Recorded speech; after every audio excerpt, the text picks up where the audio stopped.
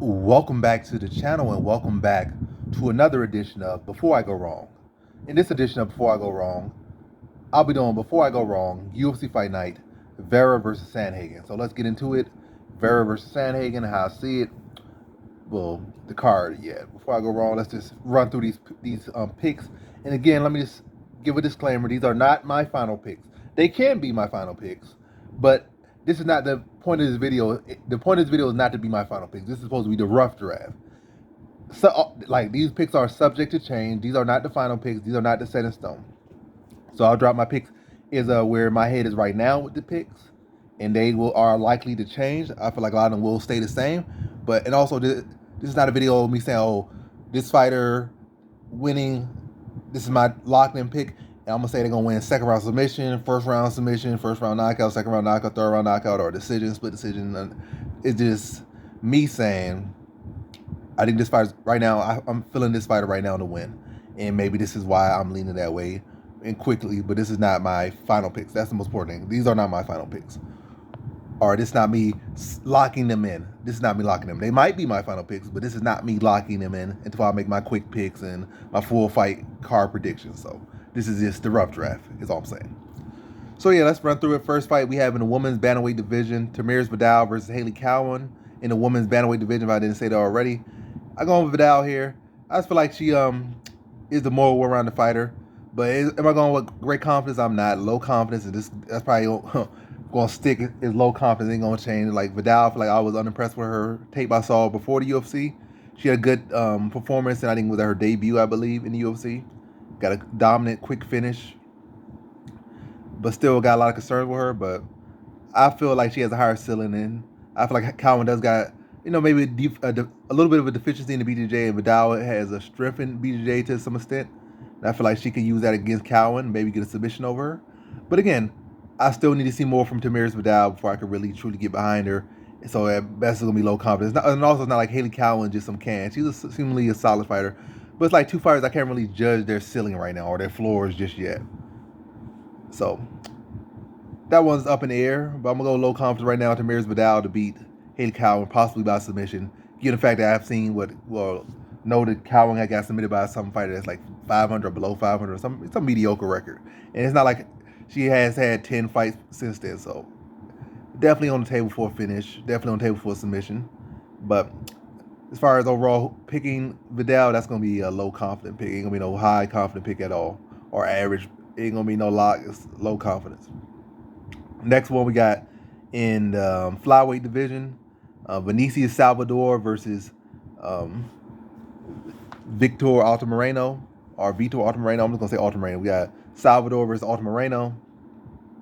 Yeah, I think it's Victor Altamirano, but correct me if I'm wrong. I'm just going to call him Victor. If it's Vitor, it is what it is. If Victor is this. But yeah, Altamirano, I'm going Altamirano here.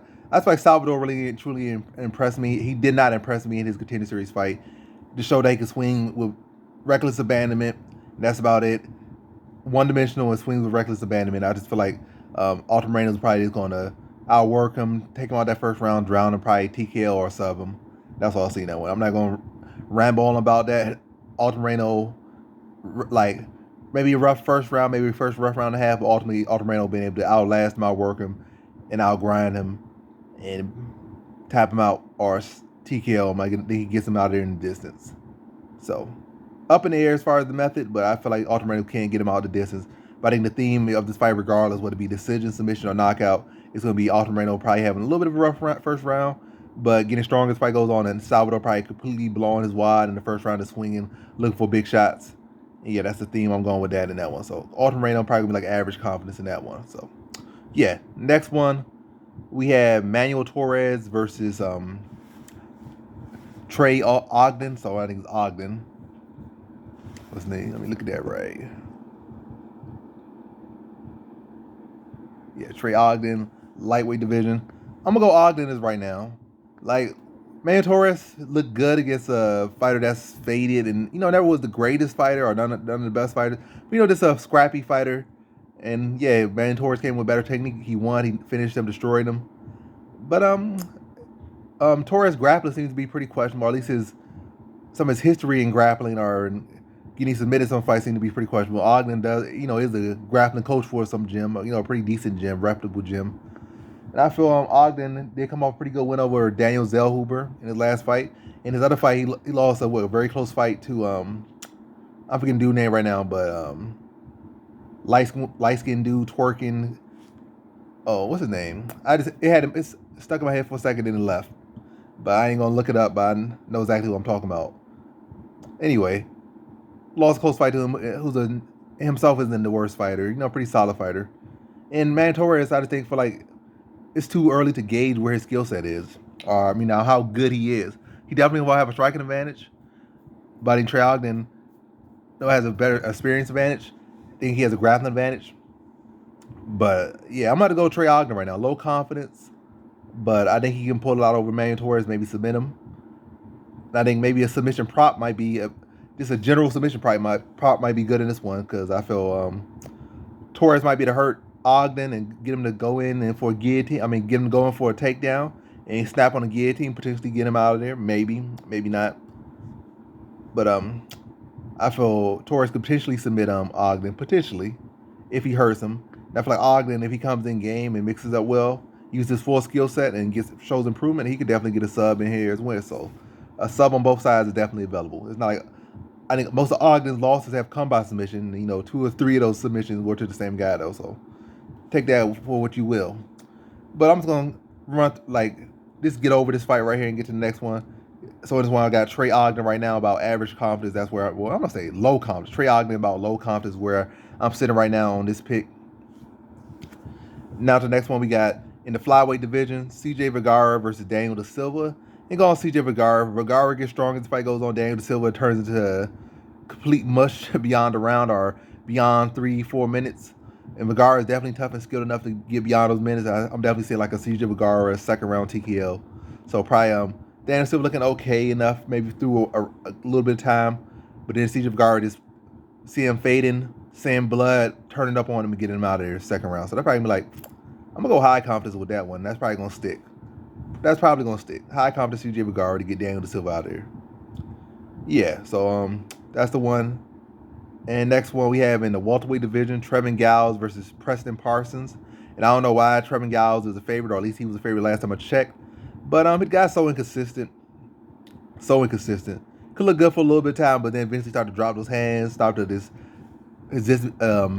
his striking defense, his defense become non-existent. Seems like his cardio starts to fade a lot of these fights as well. Can't pace himself well. I feel like Preston Parsons has shown to be a pretty solid, good fundamental, good grounded fighter. He's not super flashy. He's not super. He doesn't get he doesn't get outside himself. I won't say he don't try to do too much, which could be a bad thing as far as if you really want to go far in this, where you got to have that to a degree and have success at it. You really want to be jump to that 1%, that 0.5%, 0.1%. 0.01%, whatever case you may be, that little very small group of people, you got to have something different about you.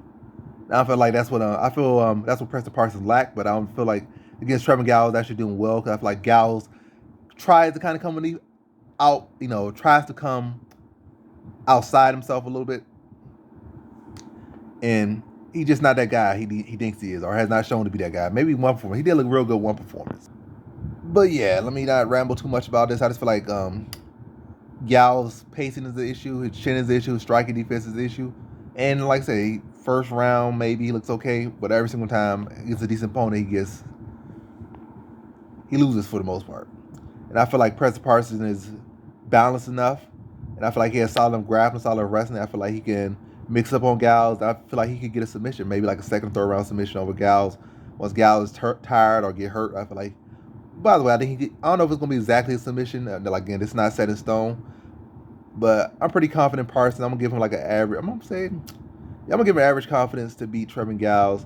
And I think he's going to be able to get him in the distance. So that's my pick as of right now. Preston Parsons to win, and also to win in the distance. Next fight we have in the featherweight division, we got Steven Peterson versus, Lucas Alexander? Yeah, Lucas Alexander. Yeah, Steven Peterson, featherweight division, Lucas Alexander. I'm going Steven Peterson. Not going to ramble too much at all about this one. Steven Peterson is a right now to beat Lucas Alexander.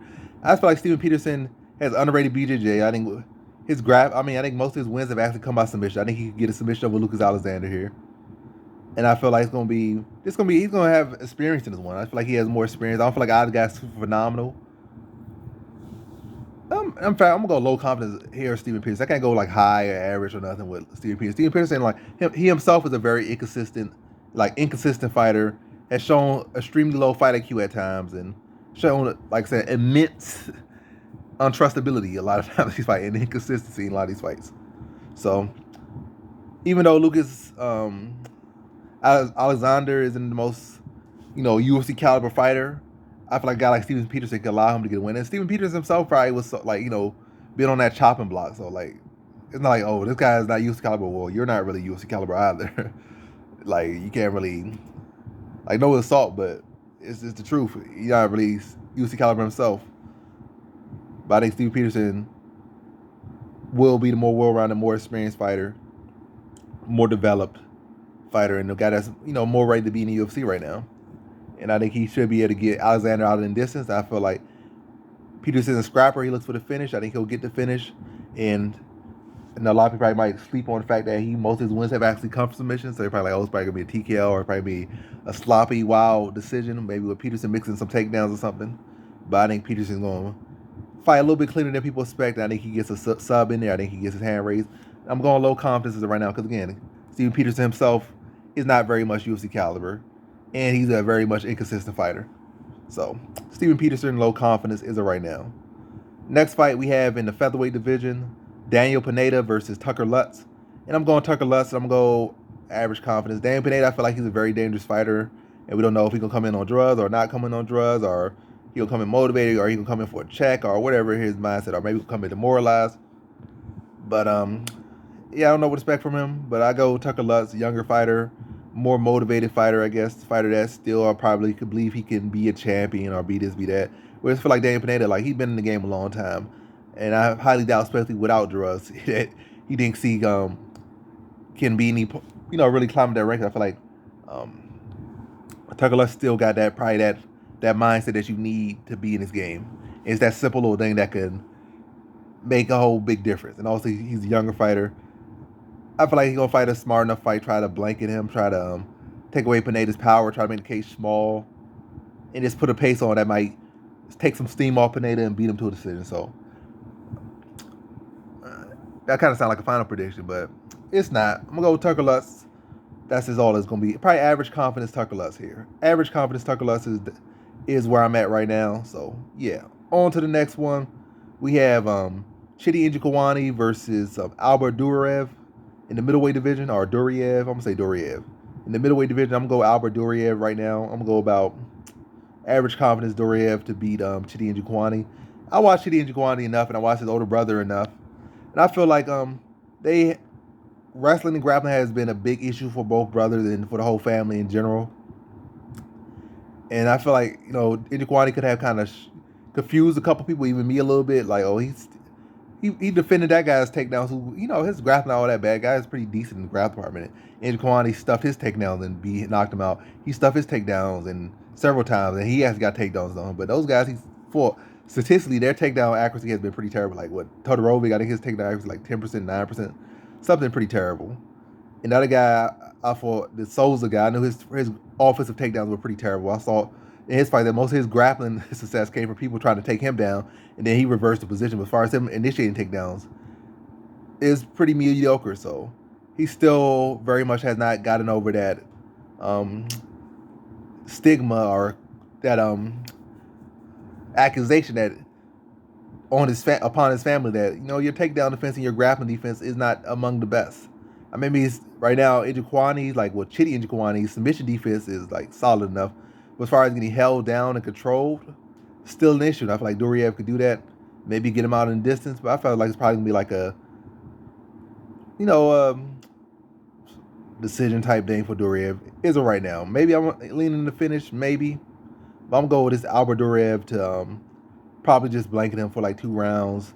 And then maybe Njokuani will have some moments within there. But I feel like mostly it's going to be Duriev, tie him up, take him down, grinding out a decision over him, or but having great success in takedowns, with Chidi Njokuani not really doing well to defend those takedowns. And again, average confidence, Albert Durian to win in this one. Now to our next fight we have in the flyweight division. Alex Perez versus Mano Cop. I'm gonna go high confidence. Mano Cop to beat Alex Perez.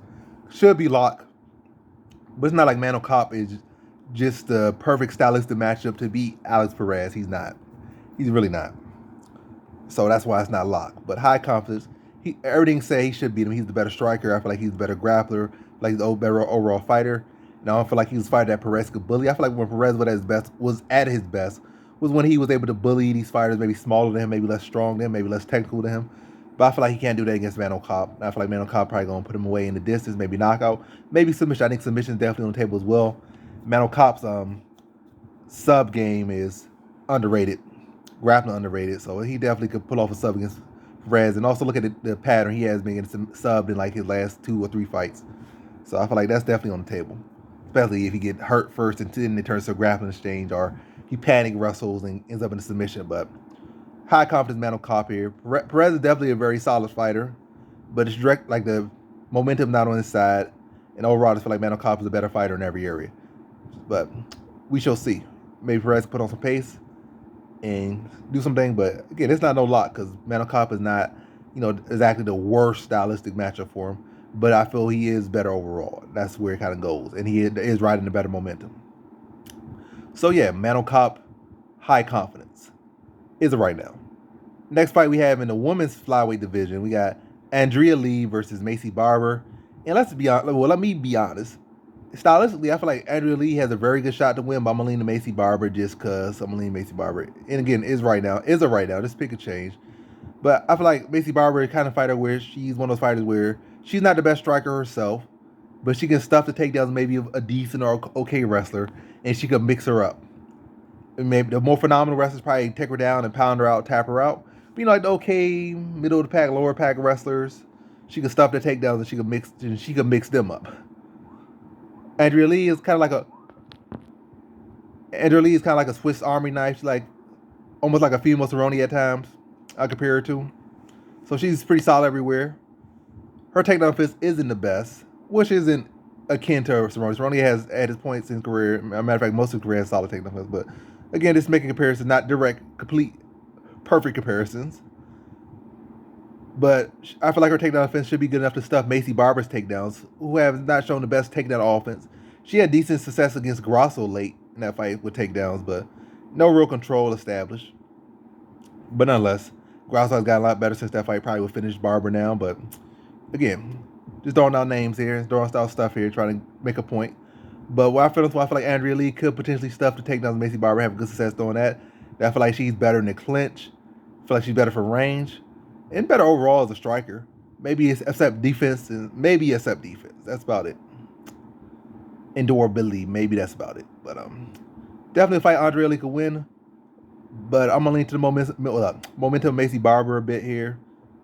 And this is definitely a true low confident pick because again, I feel like Andrea Lee has a very good shot to win here. We're gonna lean to Macy Barber, the younger woman here, to get it done. Probably a decision. I don't think she stops her. I don't think she submits her. I think it's gonna be a decision fight. Probably gonna be a controversial no matter who wins, but they probably gonna give it to Macy Barber, and that's where I'm at right now. Low confidence in Macy Barber.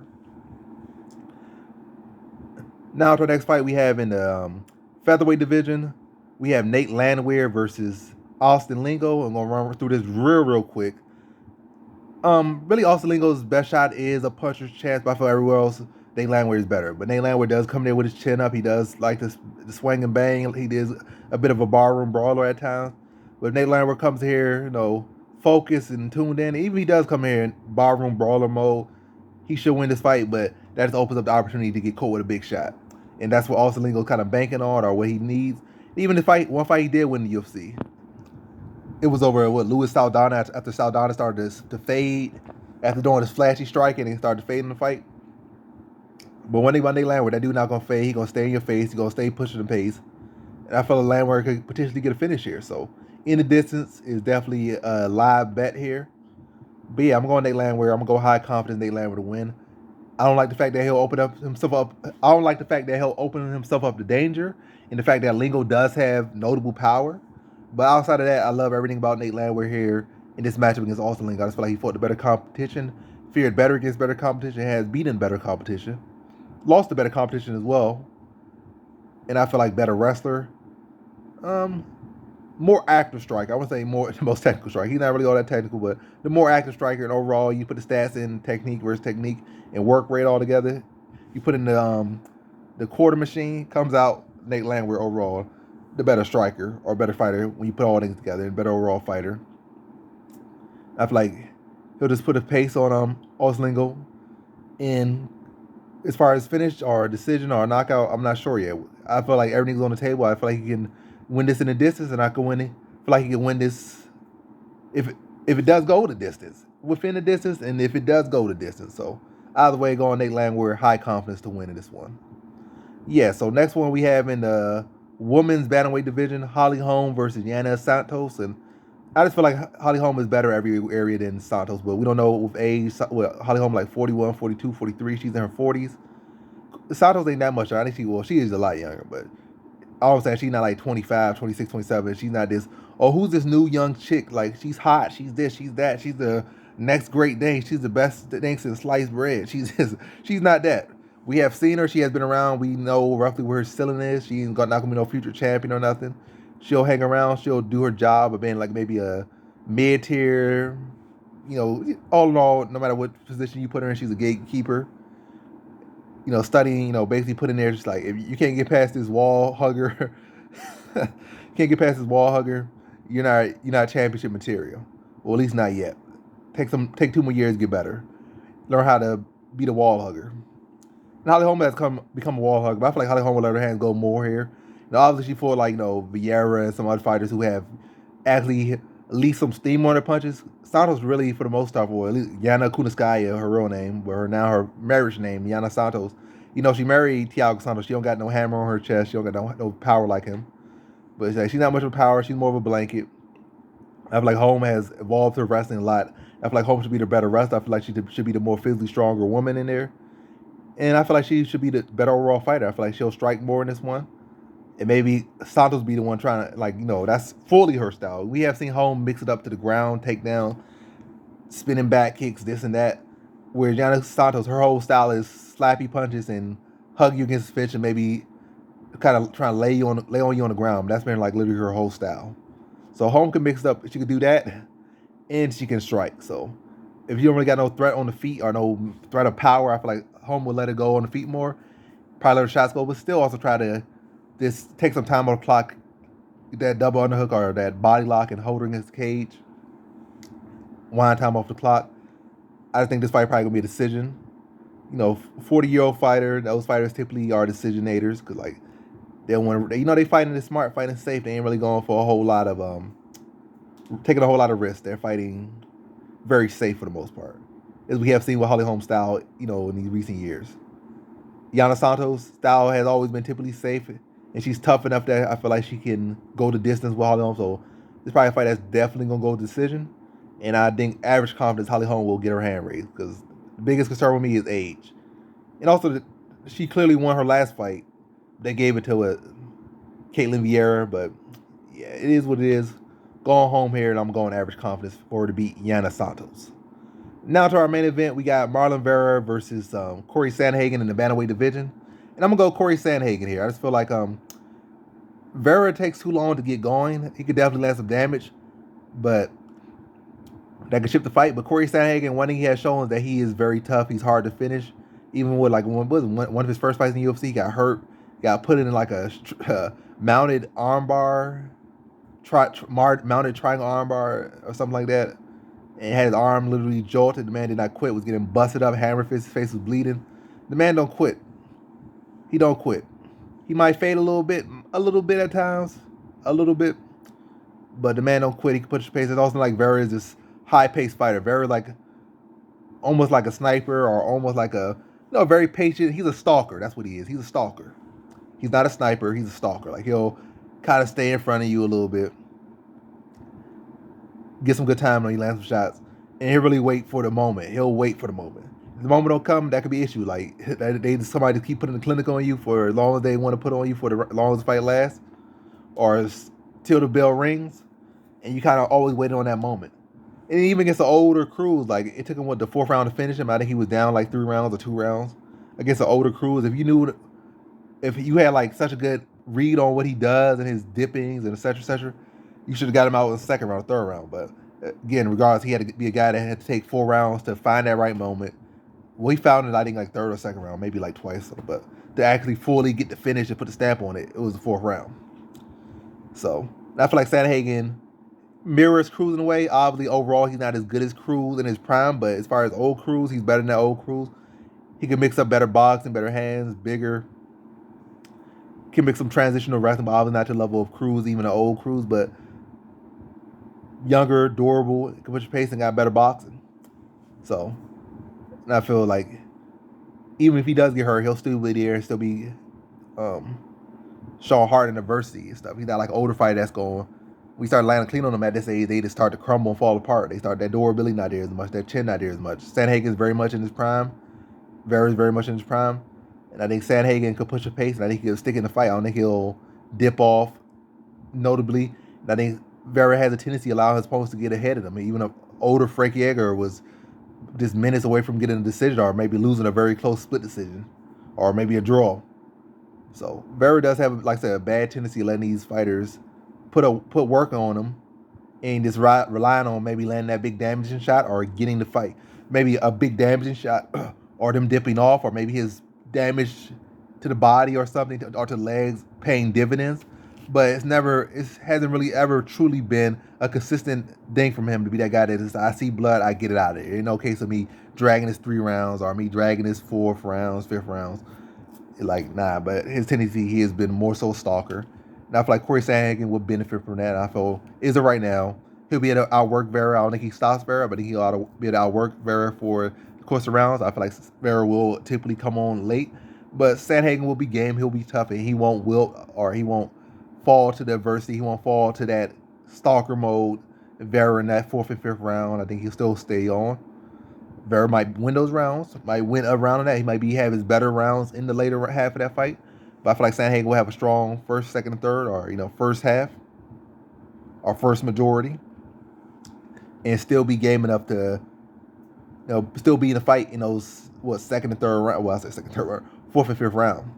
So yeah, in this fight, I got Corey Sandhagen. I'm gonna say average confidence to beat Marlon Vera. And that's the video. Thanks for watching. Like, comment, and subscribe, and come back with more videos. And before I say that this is before I go wrong, this is not my final picks. This is just, again, the rough draft. And that's the video. Peace.